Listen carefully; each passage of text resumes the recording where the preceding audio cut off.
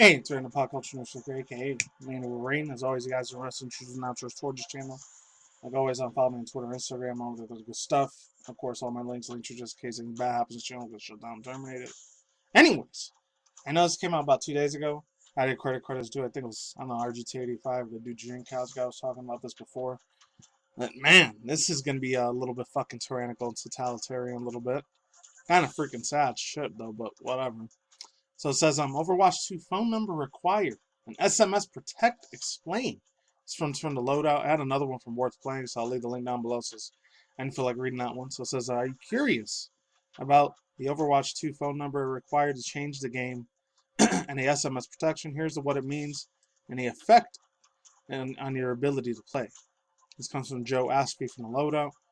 I don't know. I might have read these guys news articles once before, so it might only be the second time I read from. So I'm not gonna read the whole thing. There's another one to talk about. I know this came almost 3 days old, but there's a brand new variant for it. And they say it's not the variant from Pokemon for Pokemon Scarlet and Violet, but they had a new one for freaking Diglett.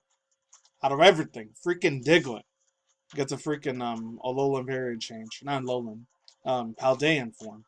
It's pretty wild. So I might get to the end of this video. And there was another one I was gonna talk about it with the Google Stadia thing, but I'm so sick and tired of talking about that crap, so didn't matter for me. So I'll leave the link down below if I remember to read it, because it's gonna be officially dead January 23rd, literally. It's again around my birthday. So it says Overwatch isn't complete. This comes from Joe Asker, so I got a credit there. Overwatch isn't completely alien due to its issues and problematic players. That is why Overwatch 2 Blizzard is taking a number of big steps to protect players. One of those two methods is through an Overwatch 2 phone number required to SMS protect prerequisites before being able to play.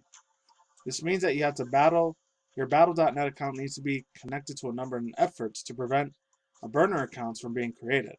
It should make hacking attempts just as harder and anything breaking ethics or laws from getting back into the game and afterward has been based.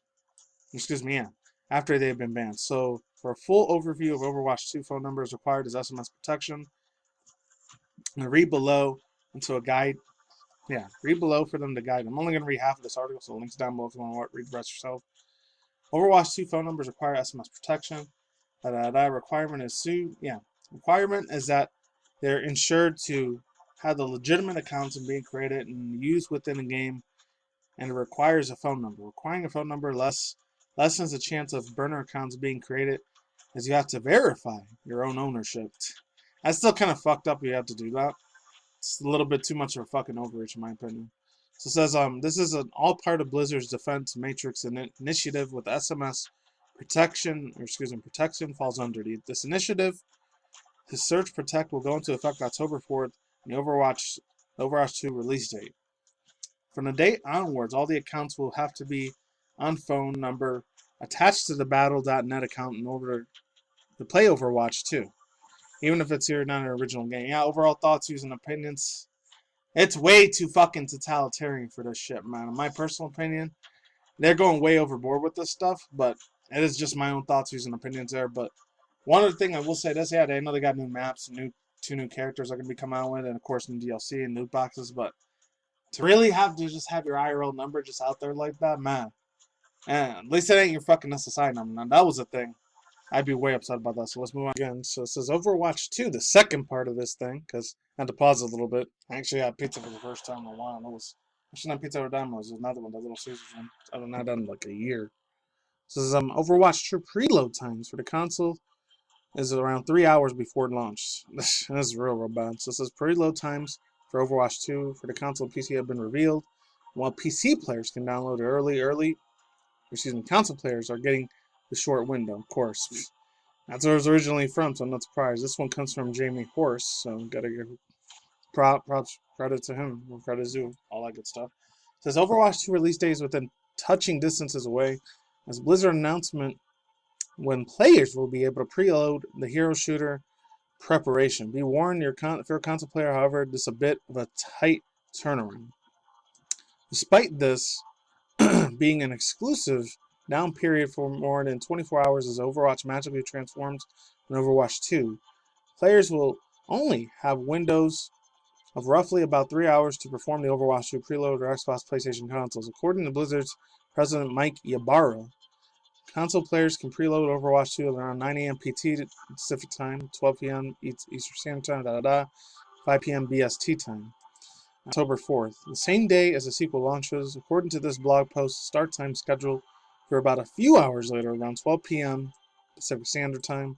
Despite this short window, the PC players will have much more leisurely time, sorting out the Overwatch 2 preload.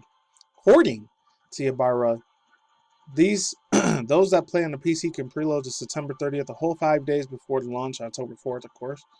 Unless you have an automatic update switch into your Battle.net account, all the legwork will be done for you. Yeah, so overall thoughts, and opinions on that. If you're a PS4 or even PS5 owner right now, if you're very lucky, absolutely lucky as hell to have that freaking console. I don't hate or despise you or I'm jealous or any of that. Just envy you a little bit, though. You're very, very lucky as I'm to get that. And the Xbox consoles are a lot more easier to get, to my personal opinion. But then again, never been a hardcore fanboy of Xbox for very much. But for me, like 1 or 2 of their games, and that's about it. Yes, so other than that, it's going to be a very, very huge pain in the ass for console owners to get the Overwatch 2 thing to be working. Any of their accounts going to be... It's going to have to take 3 fucking extra hours for that shit to happen for them. That sucks. And anyways, I know it's completely different because I know I was talking about Pokemon stuff a little bit here and there, but I had to get credit's due on that because I have to talk about this shit big time. My God, because hopefully it works because, man, this wiglett evolution or whatever, even though granted it's not a freaking evolution, it's a variant form. It's supposed to be a variant form. Diglett-like Pokemon called Wiglett is revealed in Pokemon Scarlet Violet. So let's jump into that thing real quick because... Oh, man, I got a few things to say about that. You guys can leave now if you're just here for the Overwatch. Because I really, really want to talk about this thing for a little while. I know it's 2.5 days old, but this comes from Liv Gan or Liv Yang from Eurogamer. Never heard of this one before. It's a news reporter trick.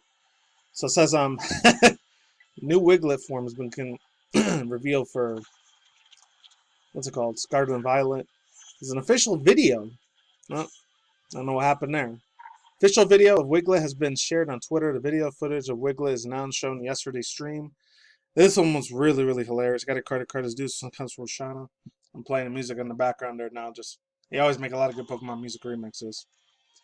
It says on official video shows new footage of Wiglett not shown yesterday's stream. Wiglett is confirmed to be a water type Pokemon as based on a garden eel, not a worm as I previously guessed in real life. In the video, Wiglett is shown using Water Pulse on Bonsly in battle, aka Bonsly. And the whole video is there if you want to watch it. My personal opinion, overall thoughts, views, and opinions, it's a funny looking boy, man. It really, really is. I can't wait to see the shiny of this thing. It's probably going to be a real, real nice looking one. So I'll be able to read a little bit of this here, hopefully. Oh yeah, Wiglett is officially similar to Pokemon to Diglett. Has just been announced Pokemon Scarlet Violet 2 days ago. Reveal was made during a scripted live concert with Pokemon professor from and around the world of World Pokemon Ecology Society. The researchers, yourself included, has shown about various bits of footage of the Pokemon Padean region. The links to the video in the description box below if you want to watch it yourself. I watched it already. The thing is really, really funny looking, man. Like I said, hopefully the shiny is real nice. I don't know if it's going to be like an evolution like they did with the Alolan Diglett and Golden Dugtrio. I know the one that had the real funky looking, blonde looking hair. There's so many gosh dang names of that thing from back in the day. 5 years ago, man. It's going to be 5 years old when Ultraman came out, so it's been a while since that bad boy came out. Oh, and then to talk about this one. At least with the Paldean version, or Paldea region version variant of Wooper, he looks the same, except he's a whole other different little color. And he's got a little skull crossbone things because he's a poison type now. I don't know if he's going to be poison ground now or poison water. I think he's going to be poison ground.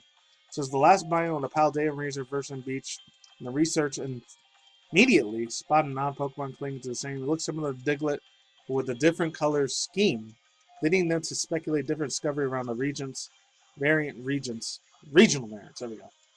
That is until the creatures begin to emerge. Yeah, so overall thoughts, views, and opinions. He's a funny boy. Very, very funny looking design. I don't know if he's going to have evolution or he's going to be like Farfetch, stuck like that forever. Well, actually, no, he's not, because he had Surfetch now.